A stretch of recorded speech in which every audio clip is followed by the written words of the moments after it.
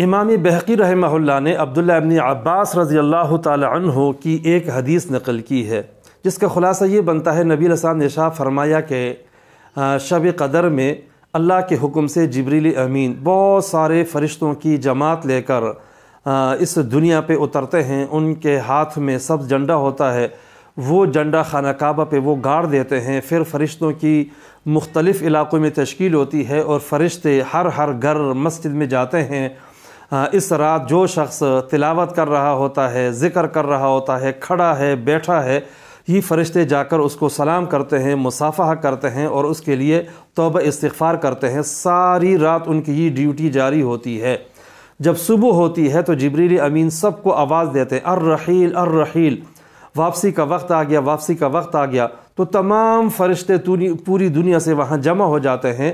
تو پھر یہ فرشتے جبریل امین سے پوچھتے ہیں کہ اللہ تبارک و تعالی نے اپنے ان بندوں کے بارے میں کیا فیصلہ کیا ہے جو اس رات میں عبادت کر رہے تھے؟ تو جبریل امین بتلاتے ہیں کہ اللہ تبارک و تعالی نے ان سب کی بخشش و مغفرت کر دی ہے، مگر 4 بندوں کی بخشش اور مغفرت نہیں کی۔ تو پوچھا جاتا ہے کہ وہ 4 کون سے ہیں؟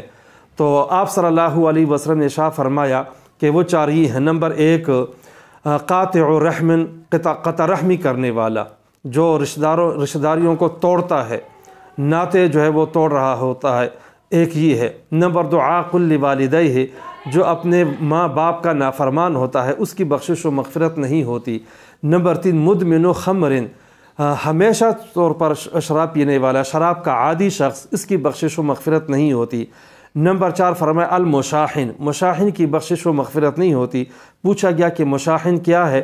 تو آپ صلی اللہ علیہ وسلم نے ارشاد فرمایا المصارم، جو دل کے اندر کینہ رکھتا ہے، ایسے بندے کی بخشش و مغفرت شب قدر میں بھی نہیں ہوتی۔ تو یہ 4 بندے ہو گئے، ماں باپ کا نافرمان، قطع رحمی کرنے والا، اور شراب کا عادی شخص، اور دل کے اندر کینہ رکھنے والا۔ یہ ایسے گناہ ہیں 4 کہ ایسے بندوں کی شب قدر کے اندر بھی بخشش اور مغفرت نہیں ہوتی۔